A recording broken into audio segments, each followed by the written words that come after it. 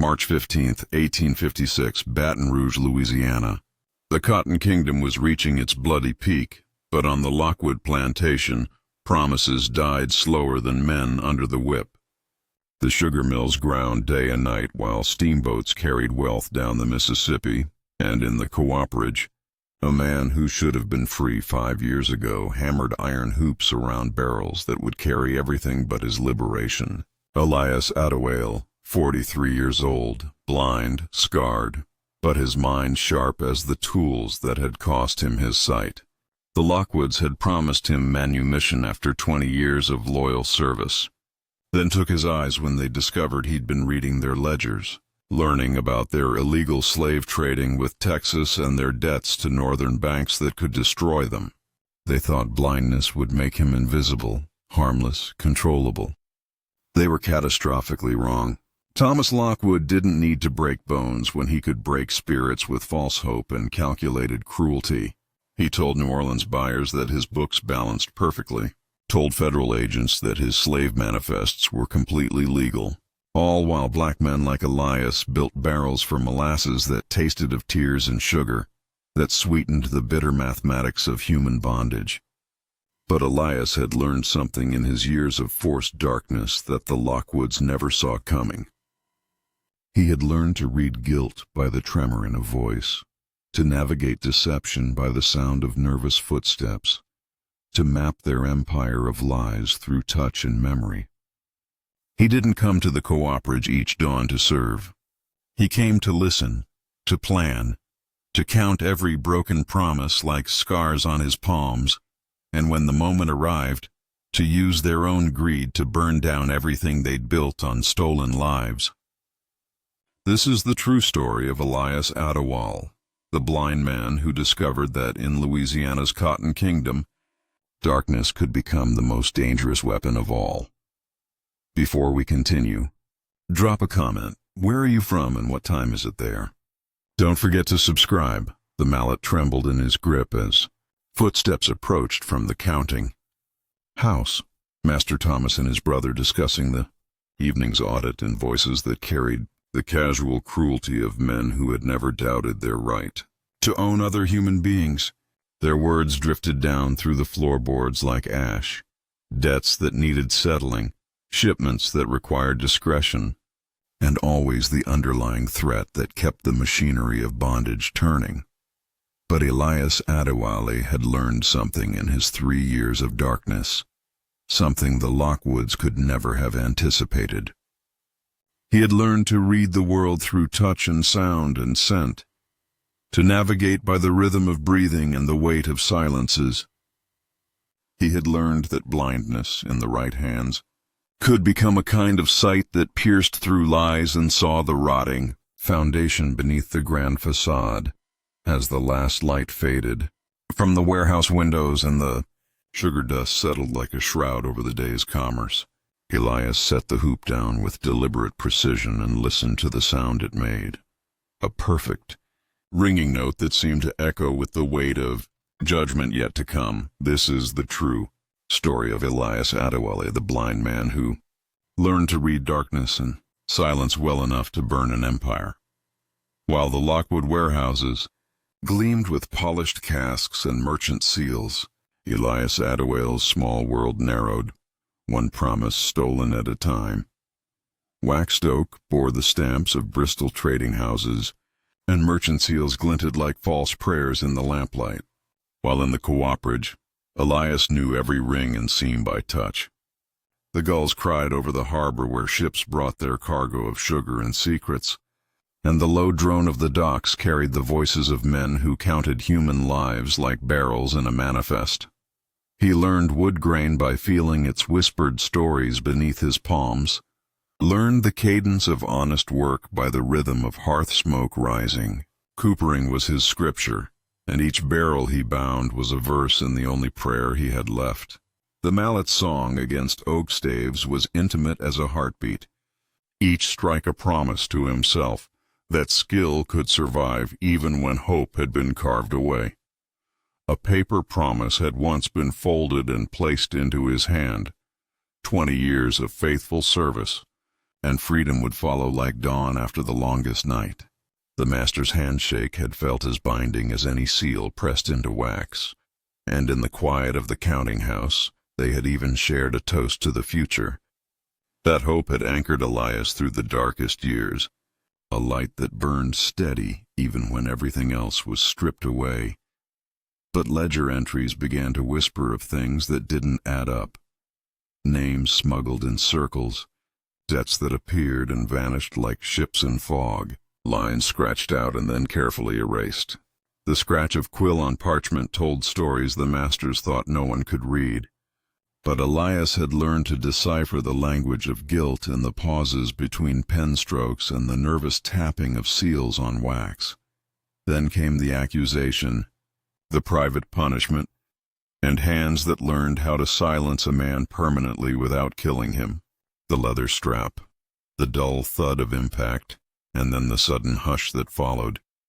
These sounds lived in Elias's memory like scars that ached before storms.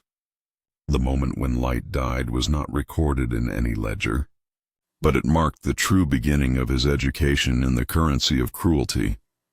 The Lockwood dynasty stretched across oceans, Barbados warehouses heavy with sugar, Jamaica docks where rum flowed like rivers, Bristol offices where proper gentlemen discussed the price of human cargo over tea and biscuits. Ship rigging creaked with the weight of their ambitions. Waves whispered against timber hulls carrying their profits, and archive chests closed on documents that could hang them all if the right eyes ever read the wrong names. Hand-forged hoops bore the memory of his labor. A branded mark burned where promise should have lived, and the master's seal that had once blessed his freedom now mocked him from documents that hid unpaid debts and illegal cargo. The hiss of hot iron against flesh was softer than expected, but the pain carved deeper than any blade, marking him as property even as they destroyed his ability to serve.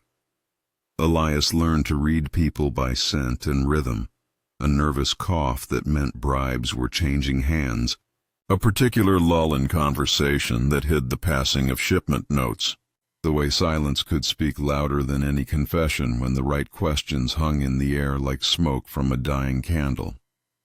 In the quarters, warnings were stitched into quilts and mill songs hid messages in their melodies, while Elias traded touch codes with Cora the seamstress, their fingers speaking a language that needed no light to be understood.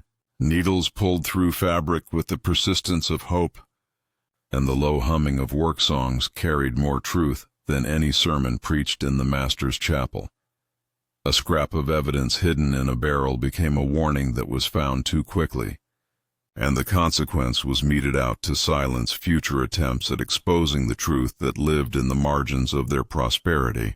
Drawers slammed shut on secrets that demanded to be told, and the sound echoed through the warehouse like the closing of a tomb.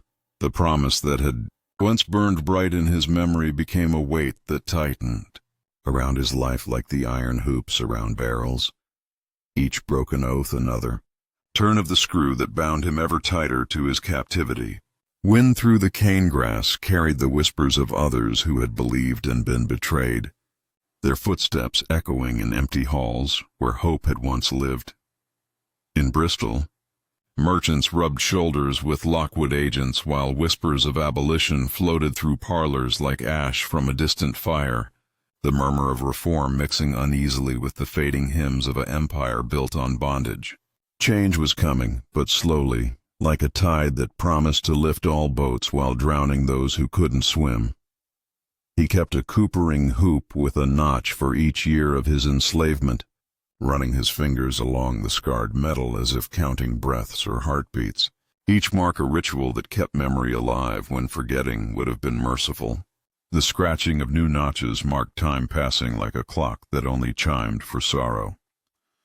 A ledger line bore the shadow of his name, an invoice written in his mother's careful hand, her script a ghost that haunted the margins of their commerce, and his palms trembled with the truth that his freedom had been sold long before he ever dreamed of earning it. The pen stroke that bound his fate was as close and intimate as a whispered curse. That night, as Elias ran his fingers along a coopering hoop and felt the scar where light had once answered his prayers. The man who had believed in promises vanished, replaced by a mind that would read darkness like a map and navigate by the stars of his own making. The first act of defiance was so quiet, the warehouse thought. It was only night settling. Elias loosened one hoop's nail an inch, then felt how the cask sang differently when he tapped it with his knuckle. The sound was wrong by just a note, a discordance that would ripple through the morning's loading like a stone thrown in still water. This was how it began, with inches and whispers, with the patient cataloging of his master's rhythms by sound and scent. He learned which clerk whistled when bribes changed hands, which ship bell signaled illegal cargo, which ledger stamp marked transactions that would never see daylight. Every breath, every footfall, every clearing of a throat became a word in the language of their corruption. His first real attempt came with the dawn loading, when he purposely misaligned a single hoop so a barrel would leak rum onto the dock planks. The delay was small, perhaps an hour, but the consequence fell like a hammer on the nearest target. A young dockhand, barely 16, was dragged before the assembled workers and publicly whipped for carelessness he hadn't committed. The spectacle was theater, designed to restore order through fear, and Elias felt each lash as if it had fallen on his own shoulders.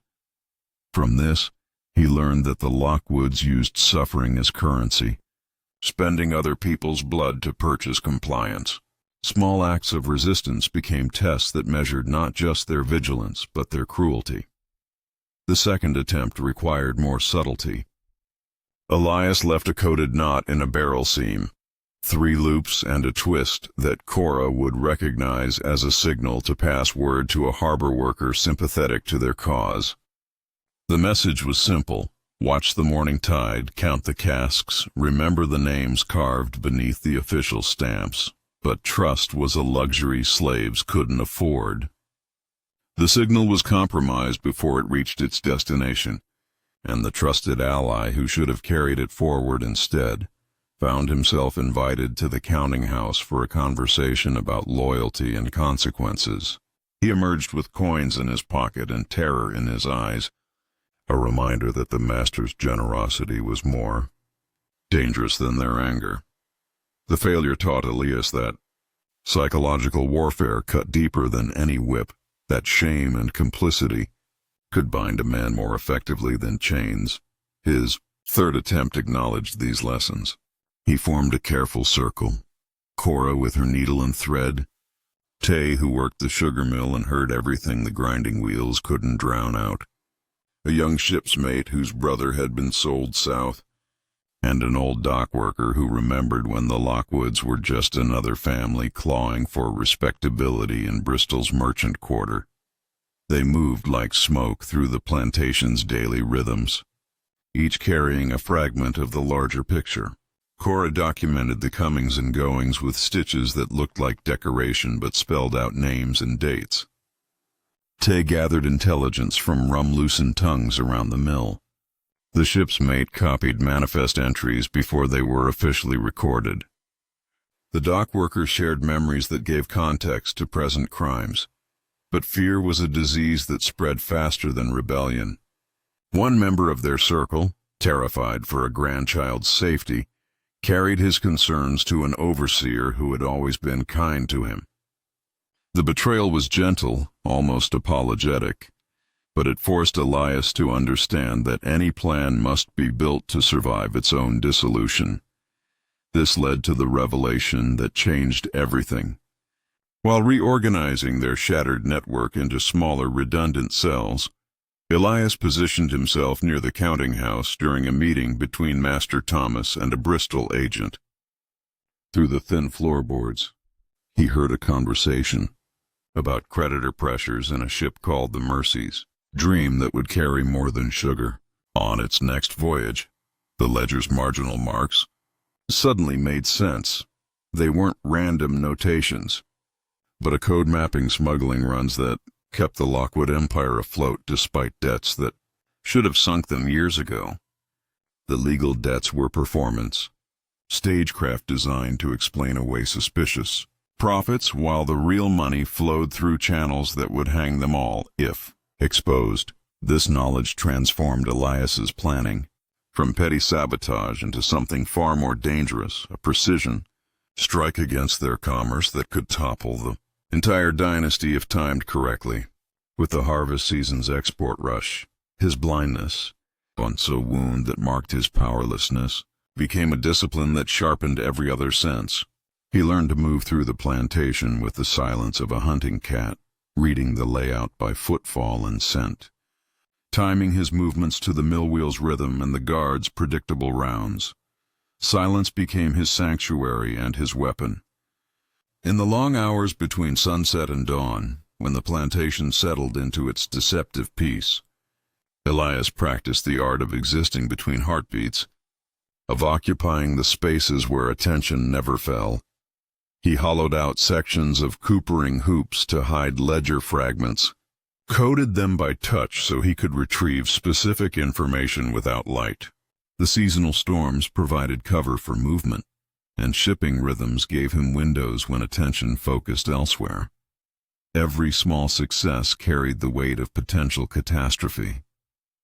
Each sabotaged barrel risked not just his own life, but the safety of everyone who shared his quarters. The moral mathematics of resistance demanded that he balance the suffering of some against the possible freedom of many, a calculation that had no clean answers. Anonymity was both shield and shackle. As long as he remained invisible, he could move freely through their world. But invisibility also meant that any victory would be credited to chance or divine intervention rather than the methodical intelligence of a man they had tried to break. The house politics grew more volatile as small disruptions accumulated into larger anxieties. The youngest Lockwood brother, Edmund, began drinking more heavily and making careless remarks about their Bristol connections. The elder brother, Thomas, tightened security measures and questioned longtime servants about loyalty and suspicious behavior. Outside forces pressed against their isolated world like storm surge against a weakening dike. Parliamentary debates in London sent ripples across the Atlantic. Market disruptions in Europe created opportunities for exposure if someone with the right knowledge could time their revelations correctly. As harvest season approached, bringing with it the year's largest export window, Elias understood that circumstances were narrowing toward a single decisive moment. The Lockwoods would either be exposed during the height of their prosperity or allowed to entrench their power so deeply that future resistance would be impossible. In the quarters, Cora taught him to read coded stitching by touch alone. Tay shared gossip from rum-loosened conversations around the mill. An older woman who had served 3 generations of Lockwoods provided crucial intelligence about the family's arrangements with local clergy and magistrates. The coopering hoops evolved, from tools into talismans, metal rings that had once bound their commerce now, waiting to become instruments of its undoing. Elias practiced handling them in darkness, learning their weight and balance, preparing for a moment when symbol would become action. The export celebration was announced. For the month's end, a grand display of Lockwood prosperity designed to impress visiting merchants and reassure Bristol investors that their Caribbean interests remained profitable and secure. It would be theater, but theater that required every player to be in their proper place at the proper time.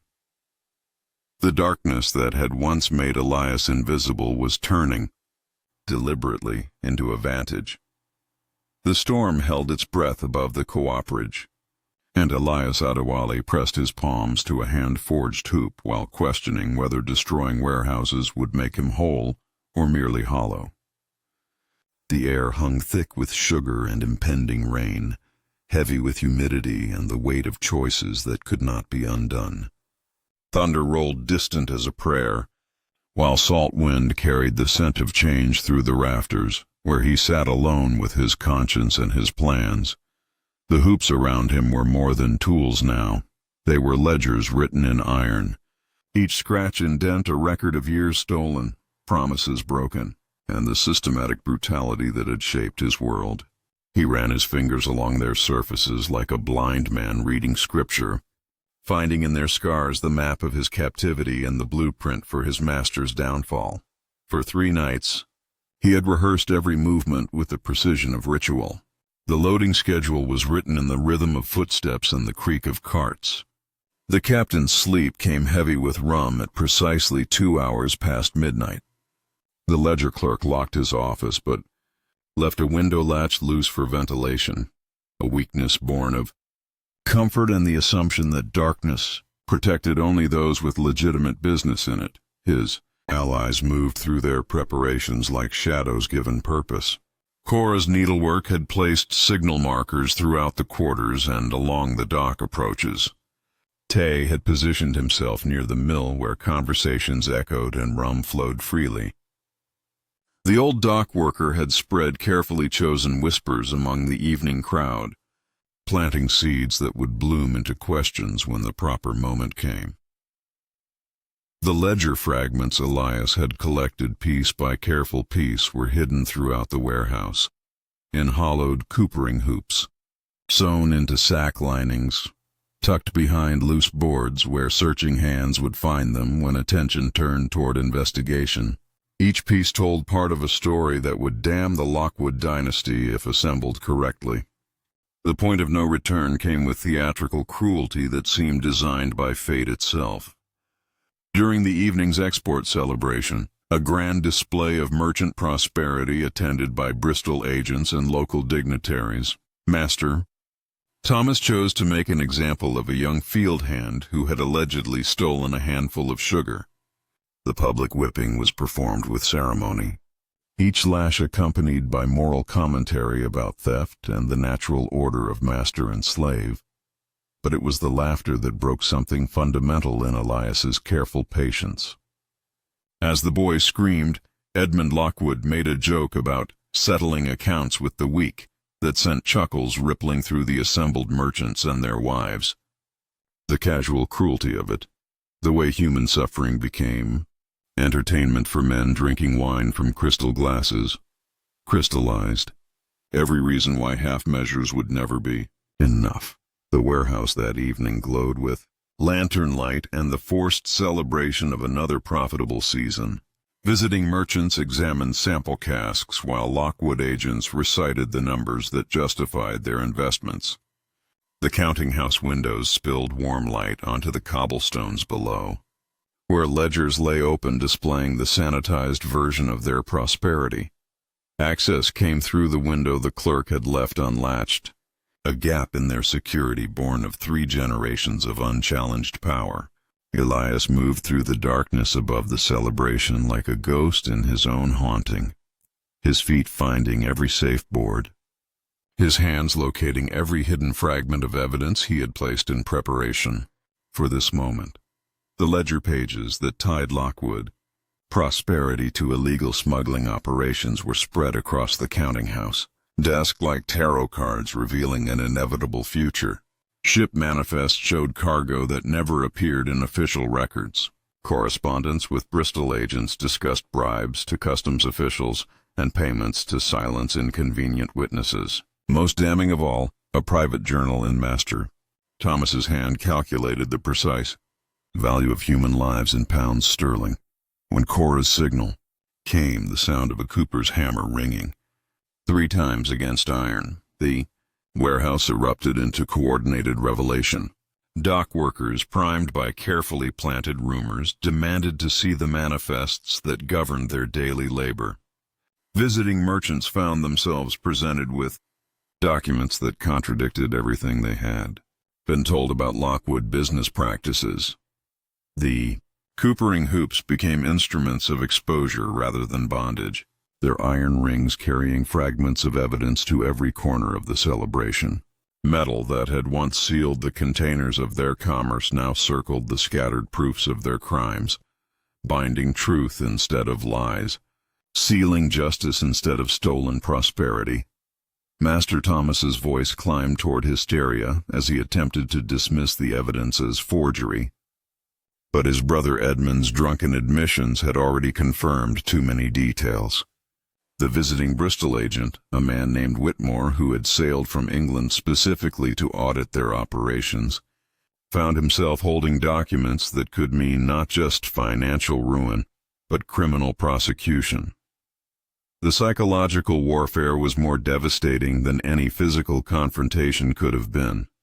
As each ledger line was read aloud, the assembled crowd heard the names of ships that had carried more than sugar, the amounts paid to silence customs officials, the calculations that reduced human beings to cargo manifests. The Lockwood brothers were forced to listen as their life's work was dissected by voices that had never been permitted to question their authority. The crowd, dock hands and sailors, field workers and house servants, became a tribunal that needed no judge to render its verdict. Years of brutality were given voice as witnesses stepped forward to confirm details from the scattered documents. A seamstress identified payments made to prevent testimony about illegal cargo. A ship's mate confirmed dates when manifests were altered after customs inspections. Guards and overseers attempted to restore order through intimidation, but found themselves outnumbered by people who had nothing left to lose.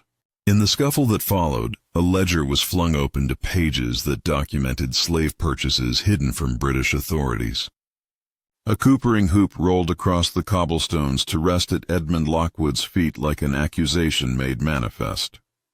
When a lantern was knocked from its post, its oil spread across scattered papers like liquid judgment, and the guttering flame cast dancing shadows that seemed to write the dynasty's obituary on the warehouse walls. The fire that followed was not the calculated arson of revolution, but the inevitable consequence of corruption consuming itself. The warehouses caught and convulsed in flame while the evidence of 3 generations of Lockwood crimes burned like an offering to every life they had destroyed. The sugar stores fed the blaze with sweetness turned to ash, and the rum barrels exploded like cannons announcing the end of an empire built on stolen lives. As dawn broke over the smoldering ruins of Lockwood prosperity, Elias stood at the edge of the warehouse doorway with an iron hoop in his hands, the blind man who had used darkness and silence to illuminate truths that 3 generations of British respectability had tried to bury.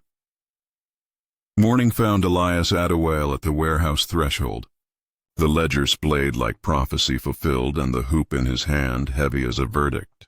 Delivered by invisible judges, the warehouse lay, transformed by flame and revelation, charred ledger pages, scattered like black snow across wet cobblestones, overturned crates bearing witness to the night's tribunal.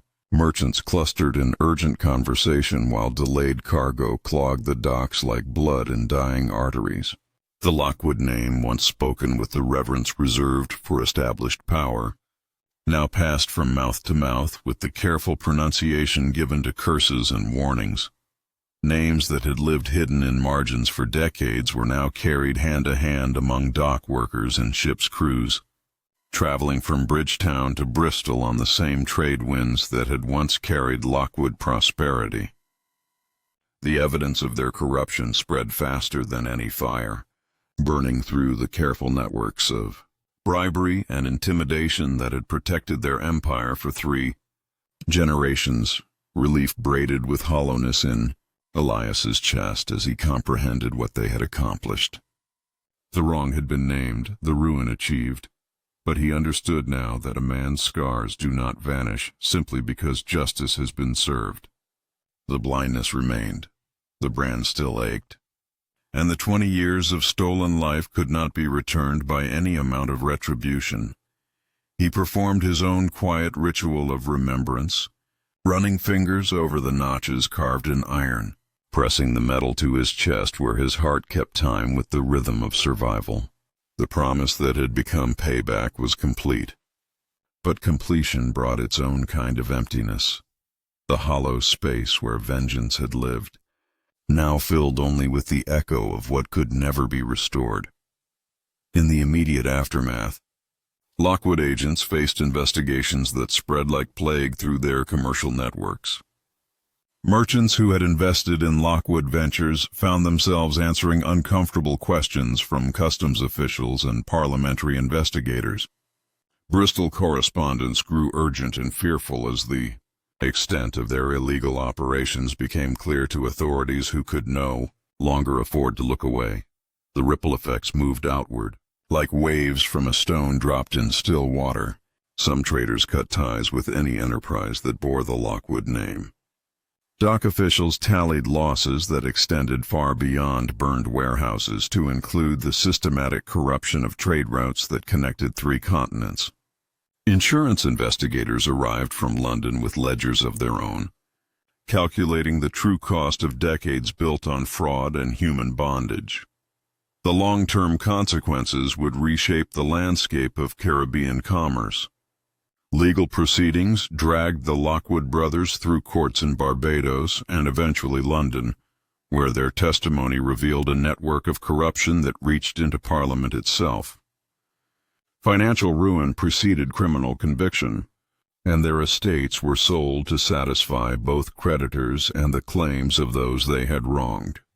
The broader system of slavery and trade absorbed these shocks like a beast swallowing its own wounded parts. New merchants rose to fill the vacuum left by Lockwood's collapse. Different names appeared on manifests, but the fundamental machinery of bondage continued its grinding work, fed by new lies and protected by new arrangements with the same corrupt officials. News of the warehouse burning traveled through the intricate networks that connected enslaved communities across the Caribbean. In dockside taverns and rum shops, the story grew with each telling. Dock hands altered their work songs to include verses about the blind man who had learned to read in darkness. In the quarters, Elias's name was whispered with the careful reverence reserved for saints and martyrs and dangerous heroes. The coopering. Hoops became emblems of that night, sometimes reviled by those who feared the consequences of resistance, sometimes revered by those who understood that even the most broken man could bend history toward justice. Years later, other enslaved craftsmen would hide messages in similar tools, creating a coded language of rebellion that stretched across oceans. Markets adjusted to the disruption with the flexibility that makes capital immortal. Some enslaved people found opportunities in the chaos. Papers misfiled, ownership disputed, buyers scared away by association with Lockwood crimes. But others paid new costs as the system mutated to prevent similar exposures, with stricter surveillance and harsher punishments for any behavior that suggested organized resistance. Generations later, when slavery itself had been legally abolished but its economic logic persisted in new forms, stories of Elias were still told in low tones around evening fires. The tales served multiple purposes, cautionary for some, inspiring for others, but always asking the same fundamental question about the price of justice and who should be expected to pay it. Elias himself underwent a transformation that was completion rather than healing. He had reclaimed agency, but at cost to his interior life that would never be calculated in any ledger. The man who had once believed in promises had died in the flames of the warehouse, replaced by someone harder and more realistic about the nature of power and the mathematics of resistance. The broader system's response proved his darkest suspicions about the resilience of oppression. The localized rupture he had created weakened one family's hold on wealth and power, but the institution of slavery itself adapted and survived. New laws were written to prevent similar exposures. New methods of surveillance were developed to monitor enslaved communities for signs of organized resistance. The moral complexity of what he had achieved haunted his remaining years. The path to justice had contained morally ambiguous acts that could not be undone or justified by their outcomes. Collateral harm had fallen on innocent people, servants who lost employment, field hands who faced increased scrutiny, community members who suffered retaliation for his choices. For his final act, Elias performed a ritual of closure that few witnessed, but many felt. He took the iron hoop that had become his talisman and buried it beneath a young mahogany sapling at the edge of the mangrove swamp, smoothing its surface with ash from the burned warehouse. Then he walked away toward the river where small boats carried people toward anonymity and whatever form of freedom might be possible for a man marked by his resistance.